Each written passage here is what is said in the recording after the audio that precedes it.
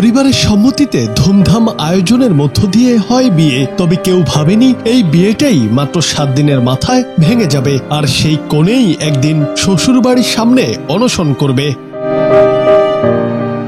7 November 2023 সাল মহা ধুমধাম করে বিয়ে হয় কুষ্টিয়া সদর উপজেলা সড়কের কিরামত আলী বিশ্বাসের কোণে লুবাবা ও একই উপজেলার দরবাচাড়া বাজারপাড়া এলাকার রেজাউল করিমের ছেলে মনিরুজ্জামান শিহাবের। বিয়ের সপ্তাহ না পেরোতেই শাশুড়ি লুবাবাকে বাবার বাড়িতে পাঠিয়ে দেন। তাকে স্বামীর সঙ্গে যোগাযোগও করতে দেয়া হয়নি। তাদের পরিবারের পক্ষ থেকে তখন বলা হয় ভুল বোঝাবুঝি মিটলে সব ঠিক হয়ে যাবে, কিন্তু বাস্তবে তা ঘটেনি।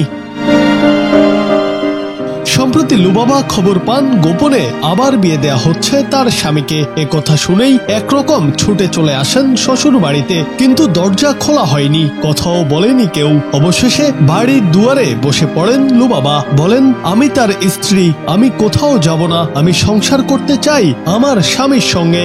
অনেক হুমকি দিছে যে তুই যদি এখান থেকে না যাস, এবার বললো কি যে এখান থেকে দাঁড়া লোকজন আসতেছে, তোরা ধরাই দিবে, তুই জেলে থাকবি, তোর এসব দাপট সব বন্ধ হয়ে যাবে। 2 দিন বাদে হঠাৎ করে আমার শাশুড়ি হঠাৎ করে আমার সাথে মানে খারাপ বিহেভ করে। তারপর আমার বাবা মাকে ডাকে।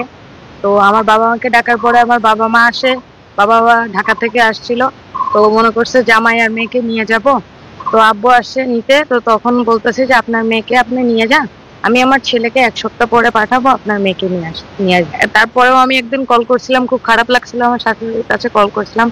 শাশুড়ির কথাতে বলছিল যে আমি আমার ছেলেকে এখন বিয়ে দিব না, 30 বছর পরে আমার ছেলে যখন বিদেশ থেকে আসবে একা মেয়ে, তখন আমি আমার ছেলেকে বিয়ে দিব, এখন বিয়ে দিব না, তুমি হয় তুমি ডিভোর্স দাও, নাহলে 5 বছর পর আমি ডিভোর্স দিই, তুমি অন্য জায়গায় বিয়ে করো। পরে আমি বলছি কি যে না, শিয়াবি আমার শেষ, শিয়াবি আমার প্রথম। তারপরে জামাই বলছে কি যে আমার শাশুড়ি বলছে কি যে আমি আমার ছেলেকে বিয়ে দিব না কখনো। তো তখন আমি হঠাৎ করে কালকে জানতে পারি যে আমার জামাই অন্য জায়গায় আমার জামাইরা অন্য জায়গায় বিয়ে দিয়েছে। এই ঘটনায় লুবাবার পরিবারও ক্ষুব্ধ। তারা বলেন 2 পরিবারের সম্মতিতে বিয়ে হয়েছিল, এখন না জানিয়ে আবার বিয়ে দেয়া হচ্ছে, এটা অন্যায়। আপনি ছেলে যেহেতু বিয়ে দিয়েছেন, আমার মেয়েরও তো একটা বিষয় আছে, জীবন আছে, সেই ক্ষেত্রে কি করা যায়? ইনারা দরজা আটকায় দিয়ে কোনো কথাবার্তা বা আমাদের সঙ্গে কোনো কথাবার্তা বলছে না, আটকায় দিয়ে বসে আছে। আমাদের দাবি যে আমাদের ছোট বোনের জায়গা আপনার 1.5 বছর বিয়ে হয়েছে, আমাদের ওখানে বাড়িতে রেখে আসছে, বললো যে আমরা পরে এসে নিয়ে যাব।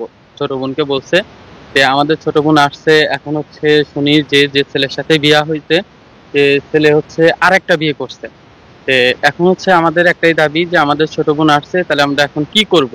অবশ্যই আমরা চাচ্ছি যে তার সাথে একসাথে যাতে আমার বোনটা থাকতে পারে, এর জন্য আমাদের আশা।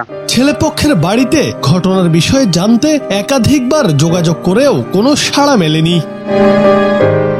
একটি মেয়ে যে কিনা শাড়ি পরে স্বপ্ন নিয়ে এসেছিল স্বামীর ঘরে, আজ সে বসে আছে অনশনে, অনিশ্চিত এক জীবন নিয়ে।